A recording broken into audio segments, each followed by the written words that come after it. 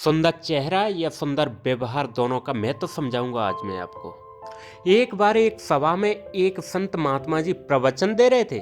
सभा ने काफी भीड़ इकट्ठी थी, तो उन्होंने एक व्यक्ति को खड़ा किया और आगे बुला के पूछा। कहा, मैं आपसे 2 सवाल पूछूंगा, आप मुझे सच सच जवाब दीजिएगा। व्यक्ति ने कहा, जी महाराज। महाराज ने पहला सवाल पूछा।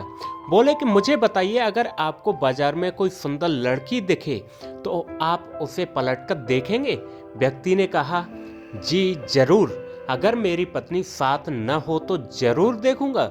वहां पे जो पब्लिक बैठी थी वो हंसने लगी। महात्मा जी बोले, वो चेहरा आपको कब तक याद रहेगा? व्यक्ति बोला, जब तक कोई उससे सुंदर दूसरी स्त्री न दिख जाए। फिर पब्लिक और ज्यादा हंसने लगी। फिर व्यक्ति बोला कि ज्यादा से ज्यादा 1 या उससे ज्यादा 2 दिन तक याद रहेगी। महात्मा जी बोले, ठीक है, दूसरा सवाल। अब अगर मैं आपको एक गिफ्ट दूं जिसे आपको मुंबई में एक अमीर बिजनेसमैन के घर पहुंचाना है, तो क्या आप मेरा काम करोगे? तभी व्यक्ति बोला, बिल्कुल महाराज, जैसा आपके। महात्मा बोले, आप जैसे ही उसके घर के बाहर पहुंचेंगे, बाहर 2 गार्ड खड़े होंगे। वो अंदर जाकर अपने मालिक से आपके बारे में बताएंगे। वो बिजनेसमैन अपने सारे काम धाम छोड़ छाड़ के आपसे मिलने बाहर तक आता है और आपसे तोहफा लेकर आपको अंदर आने के लिए कहता है। आपके मना करने पर भी वो बिजनेसमैन नहीं मानता और आप पर जोर देकर आपको अपने घर में अंदर ले जाता है। फिर वो आपसे खाने के लिए कहता है। आपके मना करने पर वो आपको खाने के लिए राजी कर ही लेता है।